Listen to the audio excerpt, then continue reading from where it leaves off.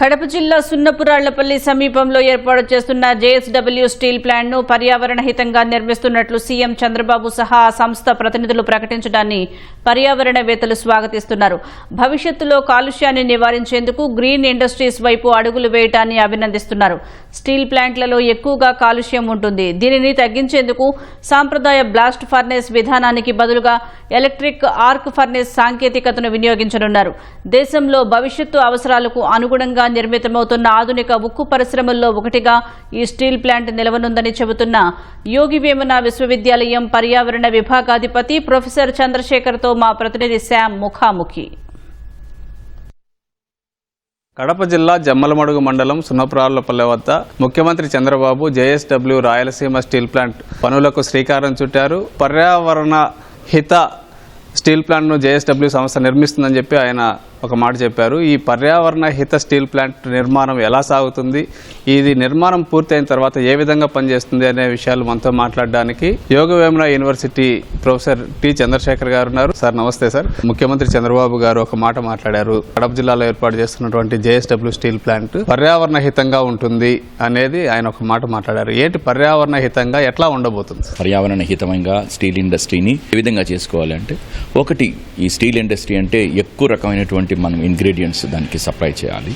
Steel industry అంటే high టెంపరేచర్స్లో జరుగుతుంది. మూడోది ఏంటంటే మనం ఏ రకమైన ఎనర్జీని వాడుతున్నాం ఈ స్టీల్ ఇండస్ట్రీలో అనేది ఇంకొకటి ప్రధాన ఉద్దేశం. మిగిలిపోయిన ఆ స్క్రాప్ అంటారు, స్టీల్ స్క్రాప్ని ఏ విధంగా మనం రీయూజ్ చేసుకోవచ్చు అనేది. ఇవన్నీ పర్యావరణ హితమైనటువంటి భాగాలు మన యొక్క స్టీల్ ఇండస్ట్రీలో. మామూలుగా అయితే బ్లాస్ట్ ఫర్నేస్ చేసుకుంటూ ఉంటాం స్టీల్ ఇండస్ట్రీలో. అది ఏమంటే ఎక్స్ట్రీమ్ టెంపరేచర్, మోర్ దెన్ 1500 డిగ్రీల టెంపరేచర్ని రిలీజ్ చేస్తుంది. యూస్ కార్బన్ మోనాక్స్ లాంటివన్నీ కూడా ఉంటాయి దాన్ని మనం అది చేసడం వల్ల. పర్యావరణ హితం ఏంటంటే ఇన్స్టెడ్ ఆఫ్ బ్లాస్ట్ ఫర్నేస్ బదులు ఎలక్ట్రిక్ ఆర్క్ ఫర్నేస్ కానీ, మళ్ళా రెడ్యూస్డ్ ఐరన్ అనేది ఇంకొక అది ఉంటుంది, అదొక్కటి. తర్వాత స్మెల్టింగ్ ప్రాసెస్ని రెడ్యూస్ చేయడం, ఇలాంటివన్నీ కూడా మనం ప్రత్యామ్నాయాలు మనం ఆలోచించాలండి ఈ బ్లాస్ట్ ఫర్నేస్ కాకుండా కూడా. అట్ ద సేమ్ టైం మనము ఈ వనరులు అని చెప్పినాం, ఎలక్ట్రికల్ హై ఎనర్జీని మనం యూజ్ చేస్తాం స్టీల్ ఇండస్ట్రీలో.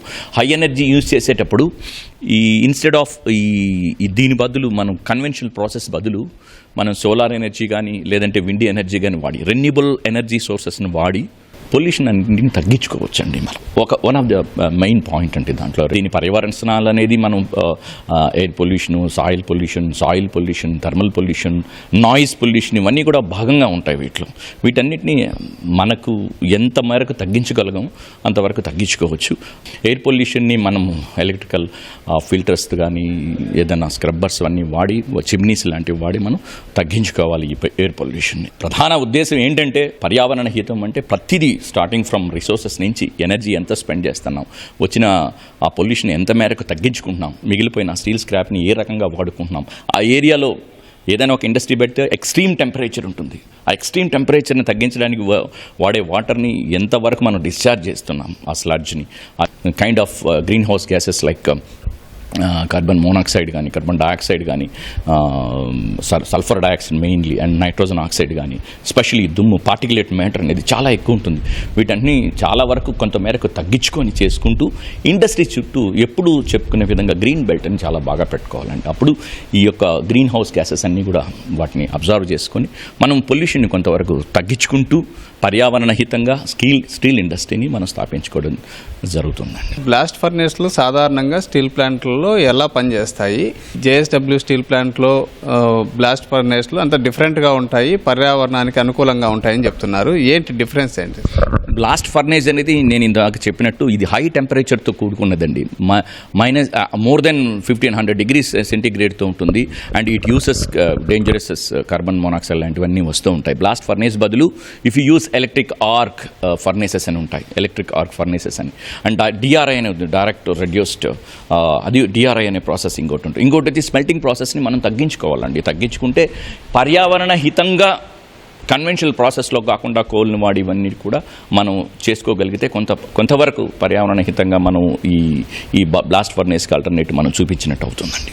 కరెంటు ఉత్పత్తి కోసం అని చెప్పి వీళ్ళు సోలారు, విండ్ ఎనర్జీ ప్లాంట్లకు కూడా శంకుస్థాపన చేశారు. దీన్ని వాడడం వల్ల మనం పొల్యూషన్ని బాగా తగ్గించవచ్చని భావించవచ్చు సార్. ఇప్పటికీ రెన్యూబుల్ రిసోర్సెస్ అనేది ఇప్పుడు ఫర్ ఎగ్జాంపుల్ మనం ఏదైనా ఒక కట్టలతో పోయి మండిస్తే పొగ వస్తుంది. అట్ ద సేమ్ టైం మనం సోలార్ ప్యానెల్తో పెట్టి చేస్తే ఆ పొగ అలా డస్ట్ పార్టికల్స్ ఇవేమీ ఉండవు.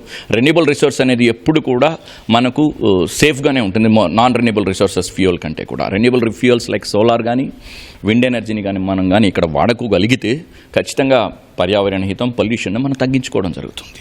స్క్రాప్ని ప్రాసెస్ చేస్తారని చెప్పి చెప్తున్నారు. ఈ స్క్రాప్ను ప్రాసెస్ చేసే విధానం ఎట్లా ఉండనుంది సార్? ఒక ఇండస్ట్రీ అన్నాక ఖచ్చితంగా ఒక వేస్టేజ్ అనేది ఎప్పటికీ ఉంటుందండి. ఇప్పుడున్న ఈ యుగంలో వేస్టేజ్ అనే దానికి పదానికి ఒక అర్థమే లేదు. వేస్టేజ్ అనేది మీరు ఎట్లయినా వాడుకోవచ్చు. You can use the steel scrap అనేది ఖచ్చితంగా వెహికల్ ప్రిపరేషన్స్లో కానీ లేదంటే అప్లయన్సెస్లో కానీ వాషింగ్ మిషన్స్లో కానీ ఈ రిఫ్రిజిరేటర్స్లో కానీ బిల్డింగ్ మెటీరియల్స్ కానీ రోడ్ మెటీరియల్స్ కానీ ఎస్పెషల్లీ రైల్వే గేజెల్ కానీ వీటికన్నిటి కానీ మీరు ఈ వేస్టేజ్ని వాడుకోవడం చేసుకుంటే మనం అవన్నీ కూడా పర్యావరణ హితమే అండి. ఇవన్నీ కూడా at the same time industry చుట్టూ విపరీతమైన టెంపరేచర్ ఉంటుంది. వాళ్ళు వదిలే ఆ యొక్క వేడి వాటర్ని కంట్రోల్ చేసుకోగలగాలి. చిమ్నీస్ పెట్టాలి, స్క్రబ్బర్స్ పెట్టాలి, ఎలక్ట్రికల్తో అబ్జర్వ్ చేసేది ఆ చెడు వాయువులన్నింటినీ కూడా మనం తగ్గించే విధంగా చూసుకోవాలి. గాలి కాలుష్యము నీటి కాలుష్యాన్ని బాగా తగ్గించుకోగలిగితే థర్మల్ పొల్యూషన్ మనం ఎంతవరకు తగ్గించుకోవాలనో అంతవరకు తగ్గించుకోవాలి. వేడి వాటర్ అనేది ఎప్పటికీ వస్తూ ఉంటుంది స్టీల్ ఇండస్ట్రీలో. At the same time green belt అనేది ఆ ఇండస్ట్రీ చుట్టూ పెట్టుకోగలిగితే కొంతవరకు ఈ గ్రీన్ హౌస్ GHG అంటారు గ్రీన్ హౌస్ గ్యాస్ని కొంతవరకు అవి అబ్జర్వ్ చేసుకుంటాయండి. సార్, సీఎం గారు ఇంకొక మాట అన్నారు, గ్రీన్ ఇండస్ట్రియల్ రంగంలో ఇది కీలకమైన పరిశ్రమ అవుతుంది అని చెప్పి చెప్తున్నారు. ఏంటి సార్ గ్రీన్ ఇండస్ట్రియల్ రంగంలో కీలకమైన స్టీల్ ప్లాంట్ అవుతుంది అనడానికి ఏంటి కారణం? పర్యావరణ హితంగా ఉండేదానికి ఫర్ ఎగ్జాంపుల్ కొందరు గ్రీన్ హైడ్రోజన్ ప్రొడ్యూస్ చేస్తున్నారు. సింపుల్గా రెన్యూబుల్ ప్రాసెస్లో మనం అన్నీ కానీ తయారు చేసుకోగలిగితే దాన్ని గ్రీన్ ఇండస్ట్రీ అంటారు.